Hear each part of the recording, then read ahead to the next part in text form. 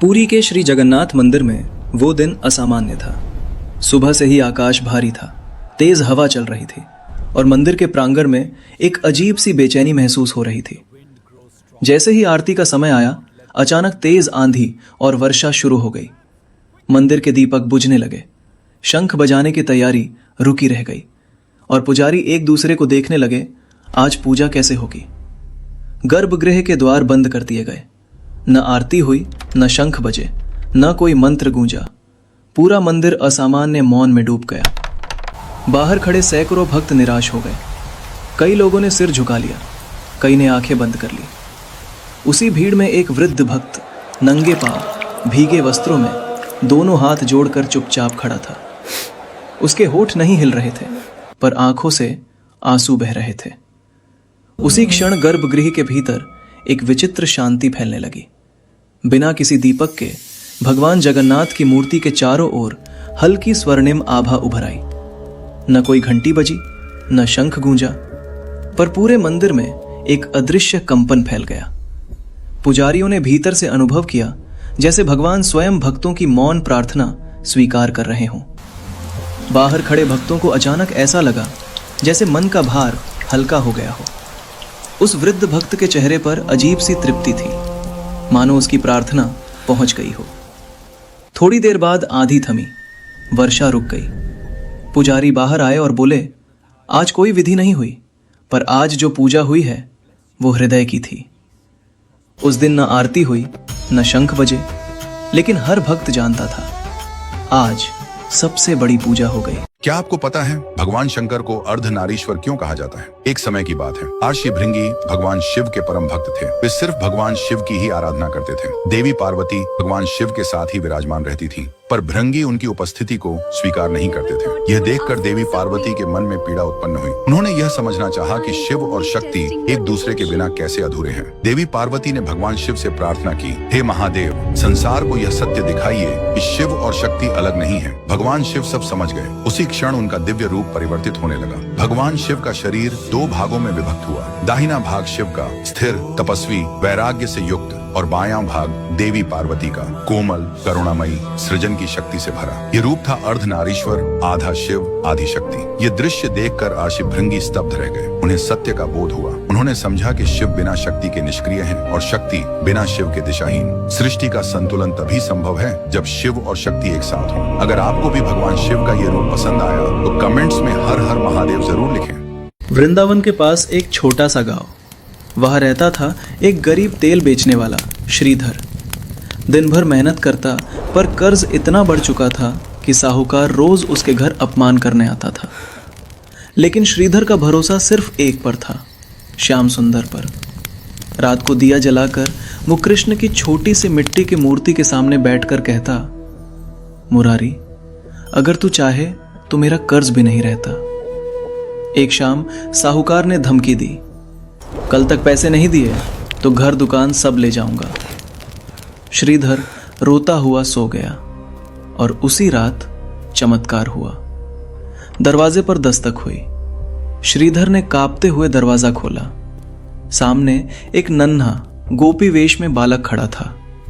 नीली चमकती त्वचा, मोर पंख और मुस्कान।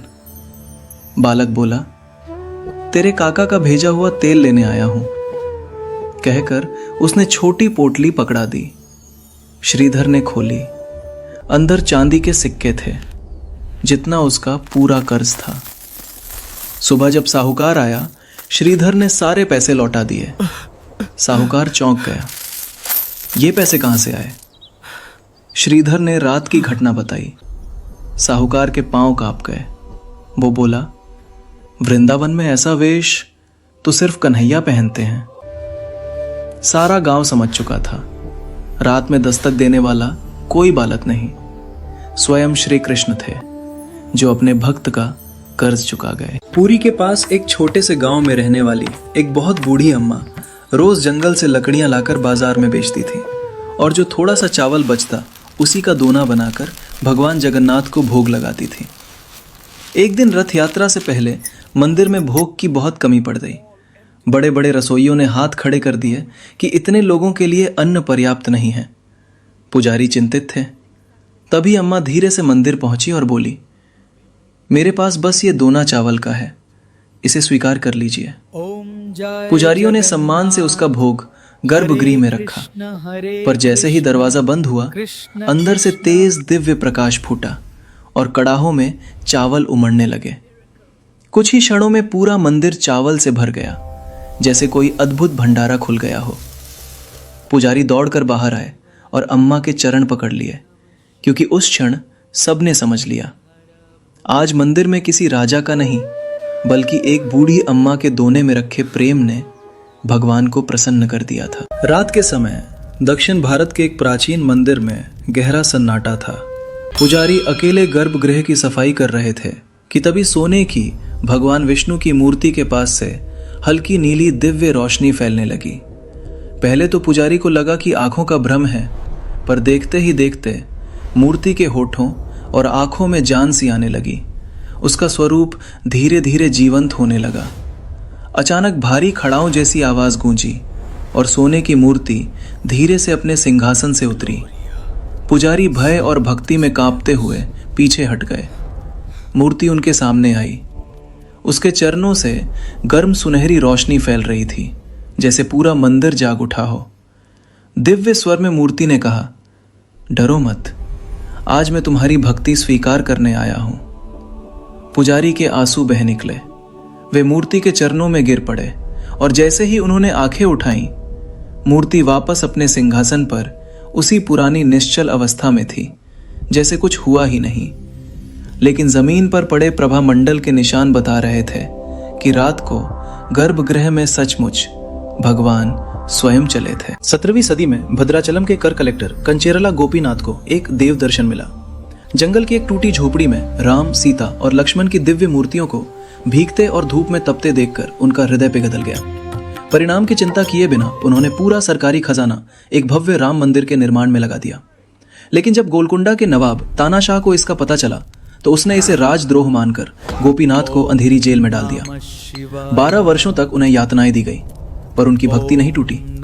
उन्होंने जेल की दीवारों को घिस घिस कर राम, सीता और हनुमान के चित्र बना दिए, जो आज भी वहां मौजूद हैं। फिर आधी रात एक चमत्कार हुआ। नवाब की नींद के बीच 2 दिव्य योद्धा प्रकट हुए, रामू और लक्ष्मी नाम बताकर, और उसके सामने 6 लाख सोने की मोहरें रख दी। सुबह जब नवाब जागा, तो वही मोहरें सच में उसके बिस्तर के पास पड़ी थीं। उसने समझ लिया, ये स्वयं भगवान राम और लक्ष्मण थे। नवाब रोते हुए जेल पहुंचा, गोपीनाथ के चरणों में गिरा, माफी मांगी और उन्हें सम्मान के साथ मुक्त कर दिया। उसी दिन से गोपीनाथ रामदास कहलाए और भद्राचलम राम मंदिर भक्ति का वो धाम बना जहां भगवान ने स्वयं अपने भक्त का कर्ज चुकाया। अहंकार में डूबे इंसान को ना तो खुद की गलतियां दिखाई देती है और ना दूसरों की अच्छी बातें। जैसे महाभारत में महामहिम भीष्म ने कहा, मुझे कोई पराजित नहीं कर सकता, तब श्री विष्णु, श्री नारायण, श्री कृष्ण ने कहा, आपके मन में अहंकार जात हुआ है महामहिम भीष्म। आप युद्ध में समाज के लिए अर्चन बने हुए हैं, आप अर्चन बने खड़े हुए हैं। यह संसार के लिए अच्छा नहीं है, क्योंकि अगर पितामह भीष्म खुद नहीं चाहेंगे तो उन्हें कोई हरा नहीं सकता, लेकिन वो अहंकारवश बोल बैठे कि मुझे कोई नहीं हरा सकता। तभी श्री कृष्ण ने कहा, मैं आपको पल भर में हरा सकता हूं। आपको मारने के लिए मुझे कोई अस्त्र क्या शस्त्र की जरूरत नहीं है। मैं सिर्फ इस रथ के पहिए से आपका अंत कर सकता हूं। तो सब कुछ करना, अहंकार मत करना। भगवान के आगे ये सब कण में वो हैं, ये दुनिया ही वो है। तो आप कभी भी अहंकार मत करना। हर वक्त सच पथ में चलना, अच्छे रास्ते में चलना। देखना आपका जीवन सुखमय होगा।